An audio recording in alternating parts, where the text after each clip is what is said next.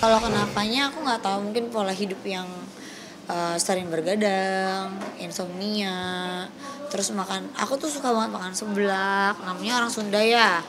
Suka makan bakso, mie ayam pinggir jalan, enak banget udah ya kan. Yang kayak gitu-gitu ternyata memang tidak boleh terlalu sering. Tapi aku tuh addicted. Jadi setiap hari harus ada itu. Salah satu dari itu harus ada gitu. Iya, salah satu dari itu harus ada gitu. Udah sejak kapan gitu? 2022. Jadi 2019 itu aku survival cancer, yaitu leukemia. Tapi aku sudah dinyatakan sembuh. Lalu pada tahun 2022 aku mengetahui bahwasanya rahim aku bermasalah kembali. Padahal itu waktu itu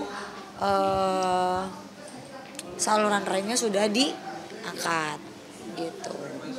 Lalu dibilang ada tumor, diangkat tumornya. Sampai capek mbak, capek aku. Dibilang ada tumor lagi, diangkat lagi. Dibilang ada tumor lagi, diangkat lagi. Udah ke Amerika, udah ke Penang, udah kemana-mana lah, udah ke Singapura, cuma ke Zimbabwe aja belum. Udah nih aku masih di rumah sakit guys. Jujur, coba kamu pegang, keringetan nggak? Aku panas dingin, masih keringetan. Jadi ini tuh sebenarnya karena nggak enak aja ya, karena kalian adalah media meminta aku untuk mengedukasi juga, untuk ini mungkin untuk para anak muda yang aku lihat sekarang di TikTok dimanapun berada, ada yang living together cina ya kan, live into together. Terus ada juga yang wah belum apa-apa udah mimi pipi ini baru pacaran nih, ntar lo sakit lo nggak jadi lo kan gitu nih ibaratnya. Tapi menurutku ya ini pelajaran sih, maksudnya hindarilah pergaulan bebas. Setelah pengangkatan itu apa sih yang dirasain baik? Agak enak kan? Ini aku lagi bleeding, makanya panas dingin. Jadi kalau aku stres, kalau aku kecapean itu sakit. Terus udah sakit itu dia sakit terus rasanya kayak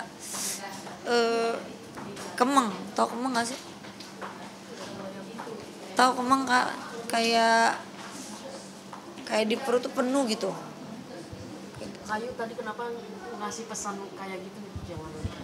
Ya karena kan apa yang aku perbuat dulu kan gini, semua itu kan tidak ada sebab akibat ya.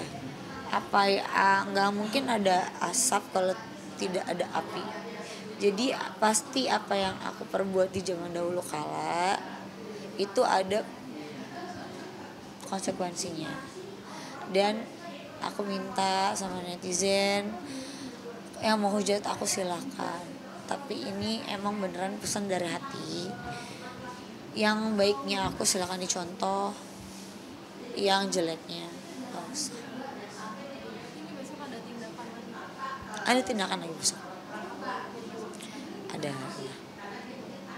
ada lah tindakannya masih 2 kali lagi. Tapi itu bakal diangkat lagi buat ganas.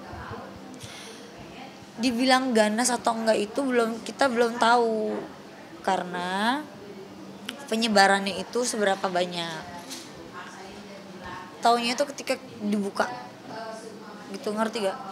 Jadi setiap kali, jadi pertama kali aku diangkat itu masih sedikit, kedua kali mulai menambah, ketiga kali nambah lagi gitu. Kelihatannya dari USG atau transvaginal atau apa?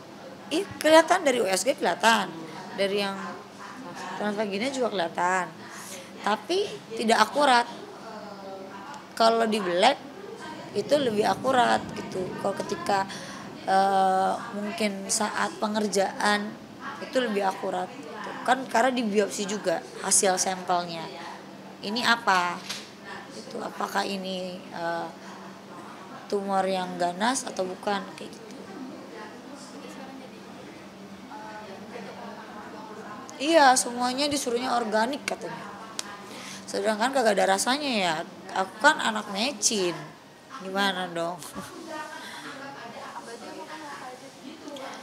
Aku sih nggak ada pantangan makan seperti ini. Bahkan di rumah sakit aja tetap nakal, tetap gojek. Maaf ya. Dimarahin ya di sini. Tapi dokter udah sempet mesenin Kak atau gimana? Udah Iya, stop. iya stop. Stop. Dan ada obat yang memang nggak bisa aku stop selama 3 bulan ya. Tapi kamunya aja yang nyobain dulu. Sekarang iya, dari dulu juga bandel. Dari 2022 juga udah bandel gitu. Olahraga harus, kan aku boxing kan. Sebenarnya olahraga mah aku olahraga aja, tapi setelah operasi tidak boleh olahraga selama 7 minggu gitu. Nggak tahu, doain aja semoga setelah ini udah beres aja lah gitu. Capek banget aku tuh jatuh cinta sama tumor ya, jatuh cinta sama orang lain gitu loh. Ya gak sih? Kak operasinya tuh kayak bentuknya kayak gimana sih, sesar? Laparoskopi Kayak gimana tuh? Bisa digambarin? dari puser nggak tahu sih, aku tidur ya, katanya sih dari puser ya, karena bekasnya itu cuman segini doang, segini di sini, segini di sini, segini di sini. Terus Kak yang tadi itu maaf Kak, yang Bukan lo secara gede. meninggal segitu ya? Yang waktu aku di luar negeri itu kayaknya salah rumah sakit ya, dia ada gede segini lah. Padahal yang, nah di situ dokter menyayangkan kenapa kok bisa ada begitu gitu, harusnya nggak ada. Perubahan yang paling dirasakan setelah operasi dan sebelum operasi?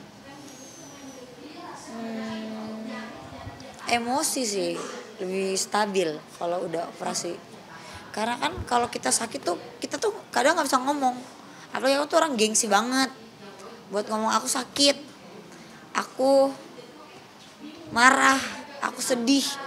Apalagi kalau aku bilang aku sedih itu gengsi banget, sakit nih, sedih nih gitu, itu aku gengsi. Jadi aku selalu rasanya ya udah deh, marah aja lah.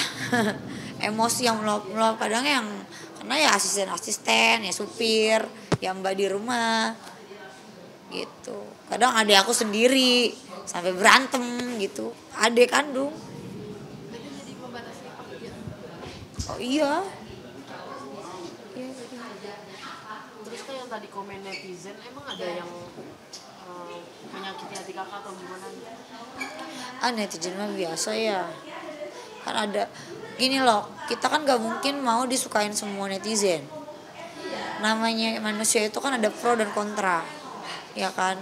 Gak mungkin kita itu disukain semua orang, pasti ada yang gak suka. Mau dari segi manapun ada aja dicari-cari kesalahan gitu.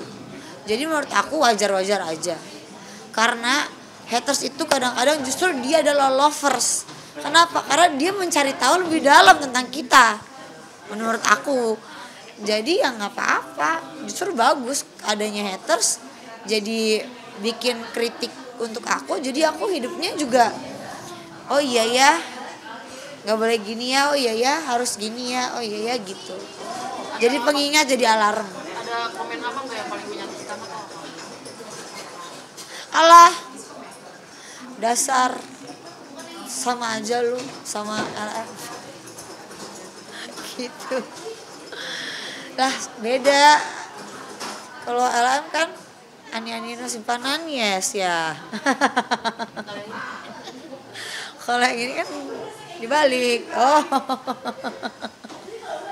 Enggak lah, bercanda ya. Kan harus ketawa kita. Iya, harus happy.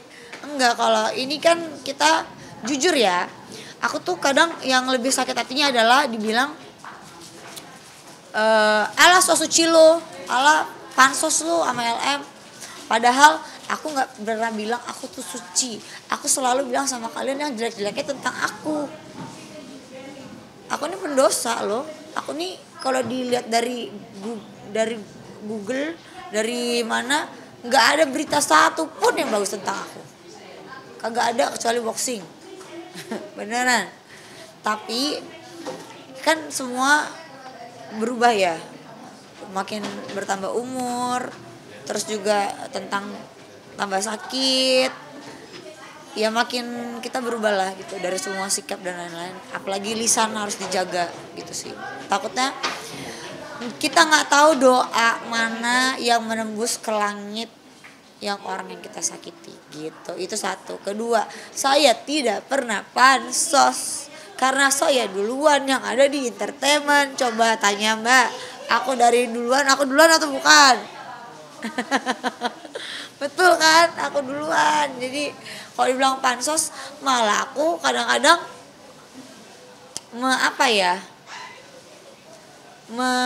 menghindari kalian. Bukannya menghindari sih, tapi lebih ke takut salah ngomong, takut kebelitet ini lidah gitu, nanti salah lagi. Tadi kan udah sampai umroh, doa apa sih yang diminta? Doa supaya apapun kebenaran itu terbuka, termasuk kemarin. Coba lihat handphone aku, katanya ada yang menjadi warna oranye gitu.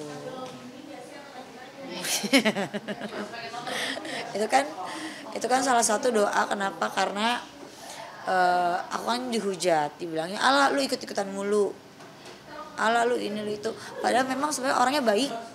Aku mah nggak bohong, orangnya baik. Mbak LM tuh orangnya baik sebenarnya. Dia tuh lucu, humoris ya segala macamnya. Cuman salah jalan aja, kebablasan, terlalu berani langkahnya.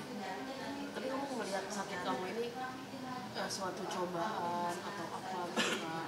Dihapus dosanya atau gimana? Ya, penghapusan dosa. Ya kalau aku nggak ada nanti ya yang hujat, ya coba rasain coba nanti.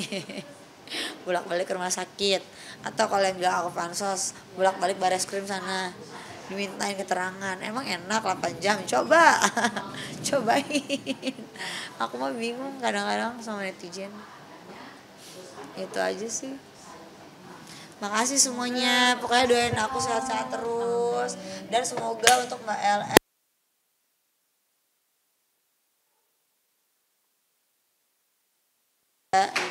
semoga menjadi anak yang soleha.